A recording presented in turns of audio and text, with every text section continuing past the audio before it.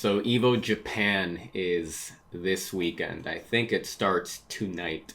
As I'm recording this, it's May 8th, 2025, and in Japan they're a day ahead. So the reason why I'm starting off the video like this is because Evo Japan is going to be the first major tournament of the TWT season, and it's going to be played on the Season 2 patch that everybody has hated. A majority of the Tekken community has hated Season 2, so this tournament is going to be interesting and kind of chaotic, I imagine, but it's really going to give the development team something to look out for. The development team, Harada, Makomuri, Nakatsu, whoever the heck is involved, they're going to be freaking eagle-eyeing this tournament. Now, as you can see here, we have a tweet by Nee where he is kind of voicing his dislike and his problems with the game, and it's been no secret here. So it's a pretty long text, but in a nutshell, he is saying that homing attacks, Season 2 has a lot of homing attacks, and the reward is quite high for that, as you can see. And then he goes on to mention that some character stacks are too powerful, while characters without stack mechanics feel very disadvantaged. That's something that's also stuck out to me and really many players, because when you think about it, look back at Season 1, 3 out of the 4 DLC characters have a stack system. Got Eddie, Heihachi, and Lydia. All 3 of those DLC characters from Season 1 have a stack system, a medal system that levels up as you play the game. And of course, as the stack system goes up, they get more advantages, powerful moves, all that good stuff, you know what I'm saying? So when it comes to a character with a stack system compared to someone who doesn't, yeah, you can sometimes feel how much of a disadvantage you are, especially, for example, when Heihachi activates Warrior Instinct combined with Heat, or when Lydia's in level 3 Heat as well. You could kind of feel the pressure a lot more than playing a character without stacks. Now, also, the thing that I find a little bit interesting and strange is that I've noticed a pattern of characters in Tekken 8 getting an additional stack system. So when you look at Season 2, June now has a system, a counter. Zafina got a level system as well. It almost feels like the development team wants to make each character unique, but not really sure how to go about it. So they're all like, you know what, let me just go ahead and throw a level up system in their moveset and we'll call it a day, you know what I'm saying? So that's something that is a little bit strange, but I've noticed, and not every character needs a stack system. Now, as we go down the list here, activating Heat from a stance feels awkward and leads to ridiculous combos. Some characters can't even activate Heat while in stance. This to me is kind of like a hit or miss. I don't know. It's both a good and a bad thing. Honestly, I think activating Heat from stance is... I don't see a problem in it. I can see why it can be a problem, but personally, I think it's fine. But it is a little bit too strong, so maybe there are some things you could tweak to... Like, let's say you activate a Heat Burst in the middle of a combo, then the tornado gets eliminated or something like that, right? But here we go. This stuck out to me the most, one of the things here. This point right here. The size of the map doesn't really matter. Most of the time you can get to the wall with just 2 spins. That's 100% true. And this is because of the way Season 2 turned out, because when you think about it, another thing that you notice in Season 2 that happened is that a lot of the characters suddenly became stance-based characters. You know what I'm saying? Like, take Fang Wei, for example. He historically has been a very poke-heavy character with a combination of hard-hitting moves, like a shoulder or whatever the heck. But traditionally, he's been a stance-heavy character. A poke-heavy character. And he does have a stance, but in Season 2, suddenly, he became more of a stance character than he ever has been. And now when you look at it, Fang Wei has the ability to wall carry you from wall to wall the same way that someone like Nina Williams could do it. You know what I'm saying? And it's really weird because a character like Fang, there's no reason for him to be a stance character in combination with an insane wall carry game. Like, that's just not... It's just not right, you know what I'm saying? And it's not just him. It really does seem like every character in the game can carry you to the wall, where in previous Tekken games, it was just limited to a handful of characters. And even then, in order to do a full wall-to-wall carry, you had to have really good execution. Like Nina's butterfly cancels, whatever the heck. But now it seems like every single character can carry you to the wall, unless you're playing on the freaking Yakushima or Coliseum stage. If you get comboed, you're pretty much gonna hit a wall. And I think that's a really big problem, and I think they definitely got to fix the combo system in that regard, because some characters nowadays can get 2 to 3 tailspins plus a tornado plus heat activation. It's pretty crazy. Now, as you could see this tweet, Harada actually replied to it. We're going to go here, right? As you could see, he says, I have confirmed my perception of this matter with the battle and tuning teams. They seem to understand your frustrations and are working to improve, so please give them a little bit more time. Give them a little more time. Now, the thing about this is that that's been the ongoing pattern for a year and a half at this point. It's always give them a little bit more time, give them time. And people are getting impatient, because at what point does that not hold any weight? You know what I'm saying? If you say, because for the past year, the development team, they just been saying, hey, give us more time and you'll see fixes. We give them that time and things don't get fixed. You know what I'm saying? So naturally, people read this, please give them a little bit more time, and they're going to be not happy with that communication. Now, this guy says, Harada, honestly, does the team even know what they want with Tekken 8? Every patch seems like a new experiment.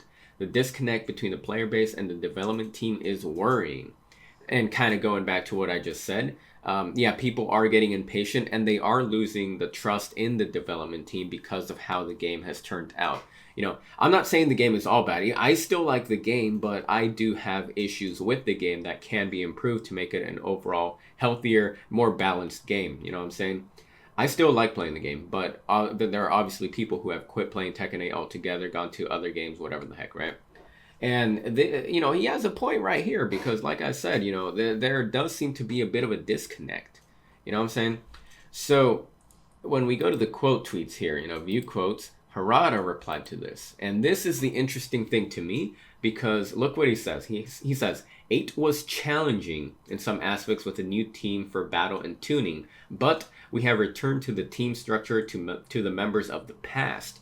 So unless I am not reading this correctly, maybe like the way I'm understanding this is he saying that the development team has been let go? Have they been relieved of their duties and fired from their jobs and then gone back to the people from the past?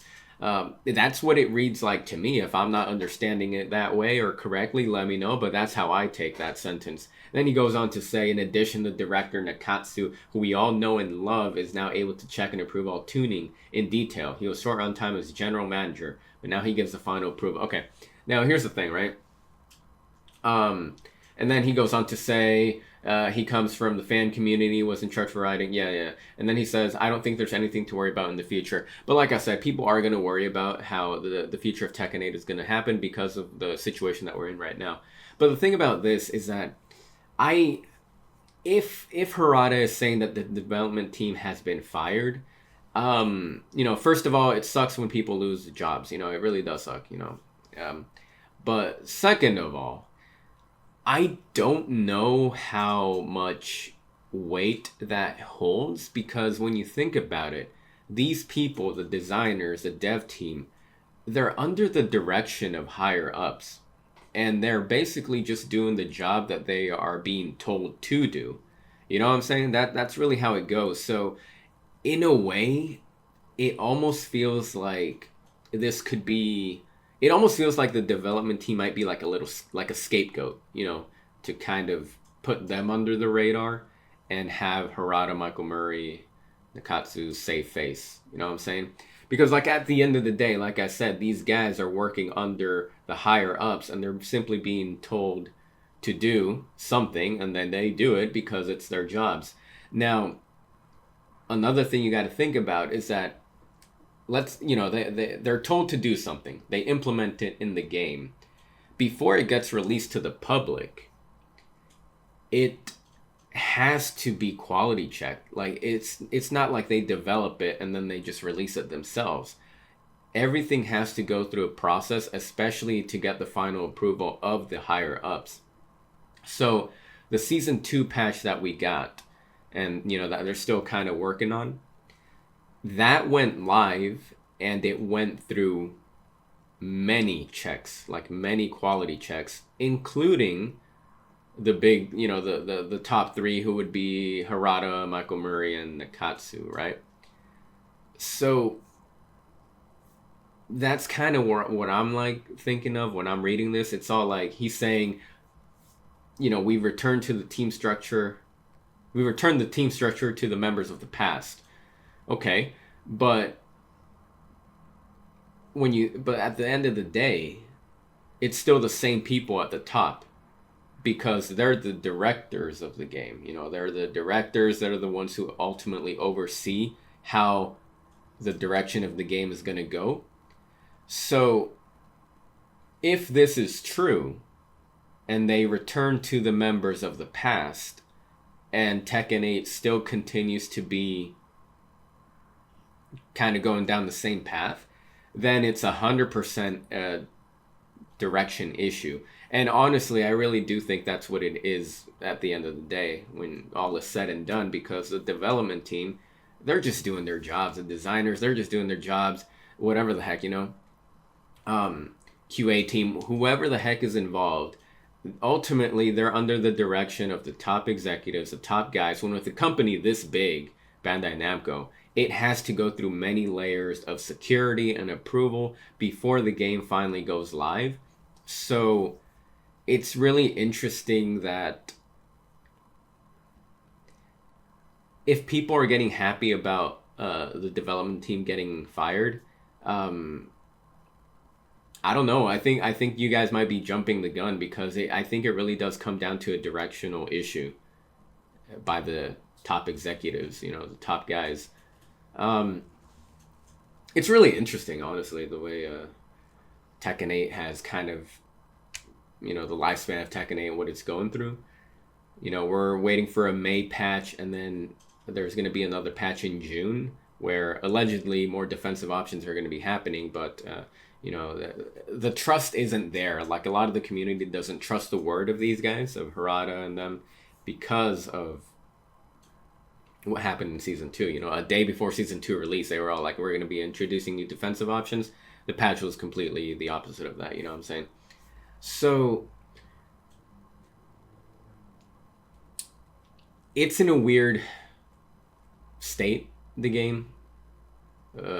Like I said, Evo Japan is going to be, like, they're going to be watching this tournament for sure. Like, they're going to be studying it and taking community feedback from this tournament, because it's the first major, super major, whatever. It's an Evo. It's Evo Japan, playing under season 2 rules.